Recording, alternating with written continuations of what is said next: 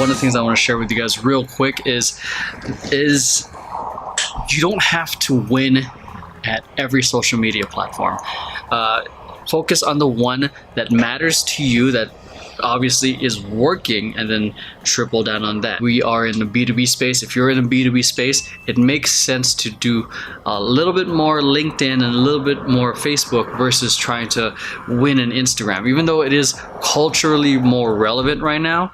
But it's a waste of time trying to get more followers and likes and comments if that's not the result you're trying to get as a business.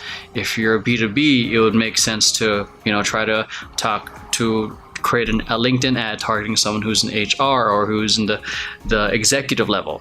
Or if you're focusing on Instagram, probably makes sense if you're trying to become an influencer, and then you kind of try to pander to those vanity metrics, because those vanity metrics help give you feedback in what type of content is working. I think everything is feedback, likes, comments, and all of that. But to focus on that when it's not the driver of the result you want, I think it's just a waste of time, and it's the quickest way to lose. Focus on the one social media platform that's actually going to give you the most results. So that's why I still push Facebook, because Facebook ads and Instagram ads are just amazing.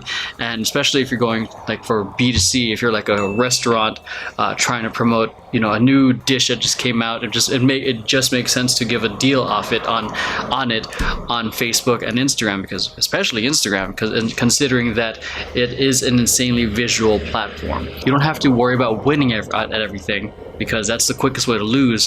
Find what works, focus more on that, and then let everything else be kind of like a side hustle, like something good that supplements the main thing. And if you're not focused on the right thing that drives you the results, then you're going the wrong direction fast. So just quick random thought. This isn't any part of the course, but this is something that's just been on my mind.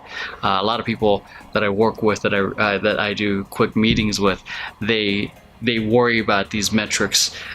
But these vanity metrics of followers and likes aren't relevant to what they're trying to achieve.